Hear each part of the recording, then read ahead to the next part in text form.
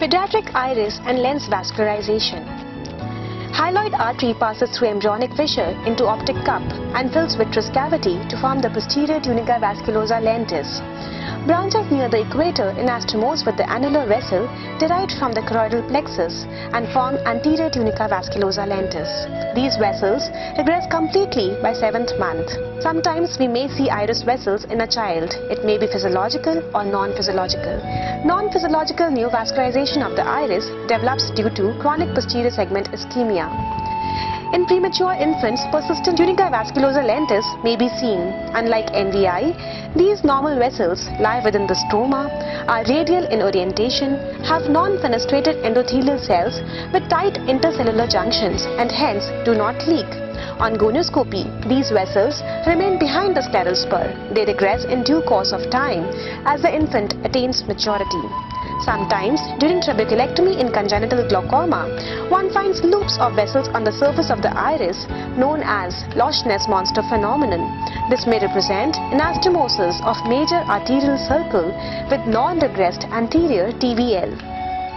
Persistent pupillary membrane represents partially absorbed central TVL vasculature and is usually innocuous.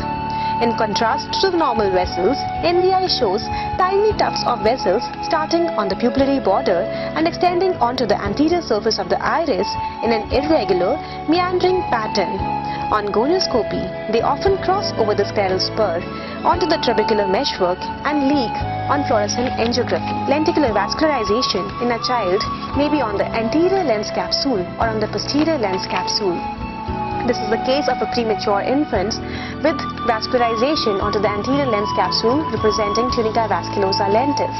In retinopathy of prematurity, engorgement and tortuosity of arterioles onto the anterior lens capsule indicates the presence of plus, pre-plus or aggressive posterior ROP disease due to increased VEGF expression secondary to ischemia from non-vascularized retina. The physiological TVL vessels are straighter and finer, form small loops, media is clear with no vitreous haze and pupil dilates well. This is in contrast to the vascular looping seen in ROP babies. This case represents neovascularization of the capsule in a phakic eye without neovascularization of iris. He had all retinal detachment which led to this condition. Overexpression of VEGF in developing lens results in disorganized endothelial cell hyperplasia, leading to the formation of persistent fetal vasculature. This contermate of blood vessels seen at the level of posterior capsule associated with coexisting cataract may be evident preoperatively or intraoperatively as Salmon patch sign. Sometimes in persistent fetal vasculature, vessels may not be seen, but other characteristic features leading to the diagnosis of PFV may be present. This young patient had posterior capsular sectoral vascularization secondary to an inflammatory ciliary body mass. This resolved with long-term low-dose steroid usage. And hence, in children, it is imperative to differentiate between physiological and non-physiological anterior segment vascularization to enable timely intervention and prevent sight-threatening consequences. Thank you.